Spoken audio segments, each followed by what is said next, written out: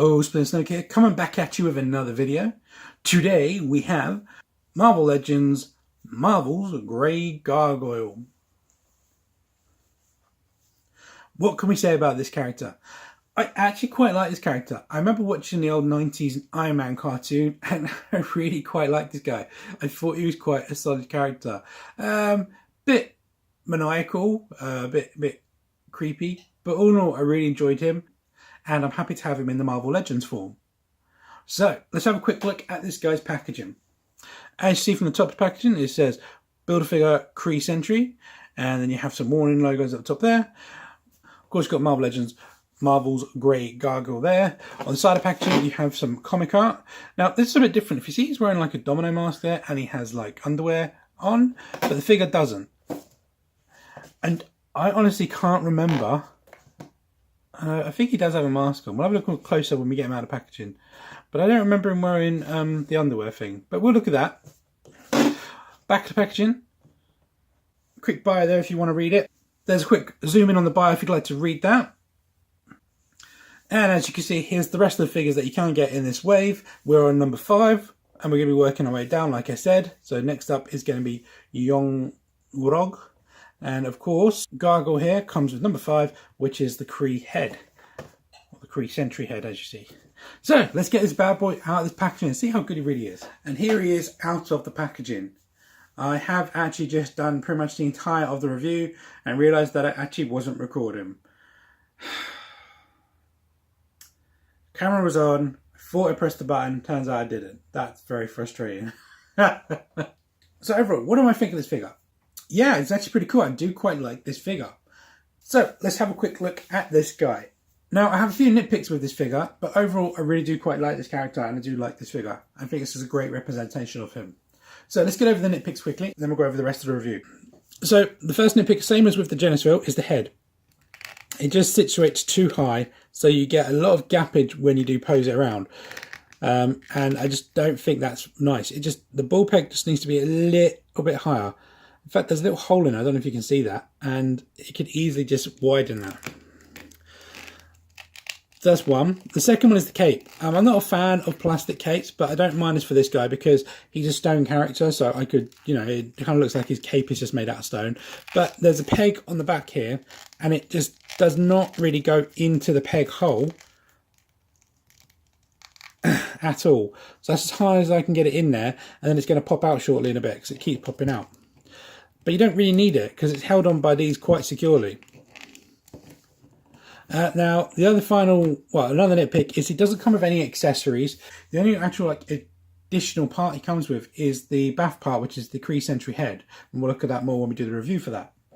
But I don't know, it could come with some rocks, or it could come with some rock arms or part of bodies, Not a whole nother figure, but maybe just a few body parts. It could have been quite cool. They could have done something with that. I know it's a bit morbid and it's a kid's toy, but they could have done something rock related to go in here, or some kind of effect even.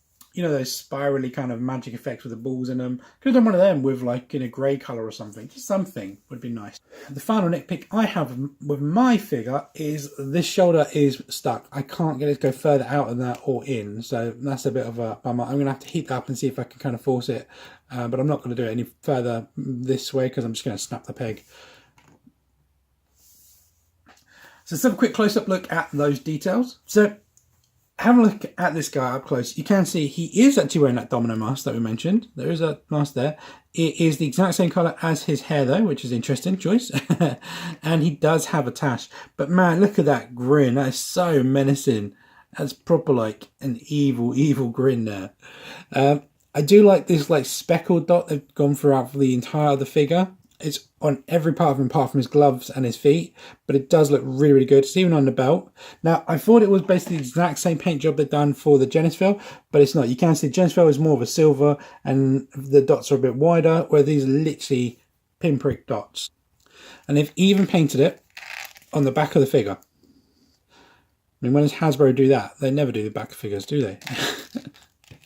The line work on the gloves is very clean. Quite happy with that. And the boots, all in all, very, very clean paintwork. I know it's not much, but from what it is there, it is clean. And his eyes have a nice pearlescent like silverish to them. And no, I think it's like a pearlescent whitey silver because his teeth are the same. Okay, so let's do his articulation. Now I said head already is on a ball socket and it's a bit too high, so it just doesn't look quite right, but you can go back all the way that way and you can knock it forward a bit to make it look a bit nicer. And same as you can go forward all the way that way. From the back he looks like he's the headless horseman. You do get some ankle rocker, head pivot from there to there, and you can rotate it around full 360 degrees. His arm will rotate around full 360, but you are going to be slightly hindered by the cape. It's not massive, but because it flares out a bit, you are going to have to work with it to go all the way around. Can you hear how creaky this guy is? Sounds like a NECA figure.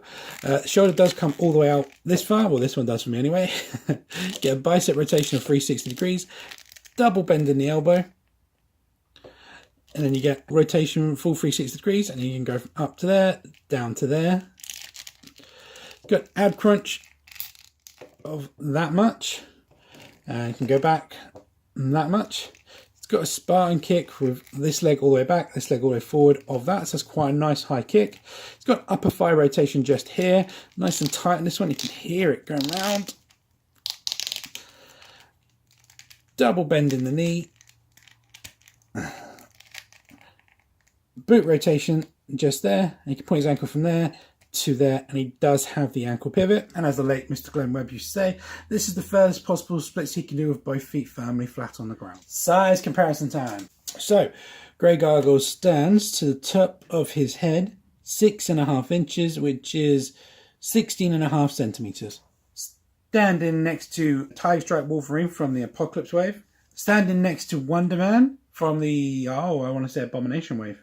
Yeah, that sounds right. Either way, this figure uses this mold, so it's the exact same. So if you've got this or the Wolf Cap or even the Genisville, they all use the exact same body mold, so you know what you're going to get. Standing next to Venom, who's my stand-in for my Hyperion, because I still can't find that figure. This is the bulkier body mold. Standing next to Bucky Cap.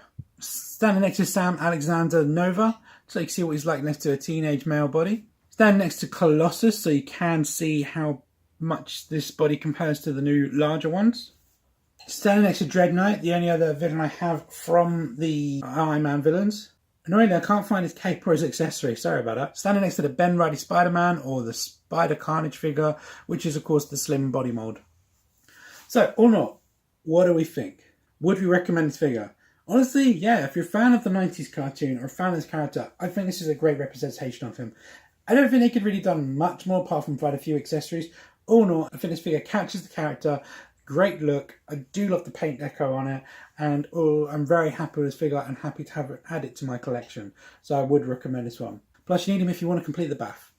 So there you go, guys. That is my review. Let me know what you think of this guy.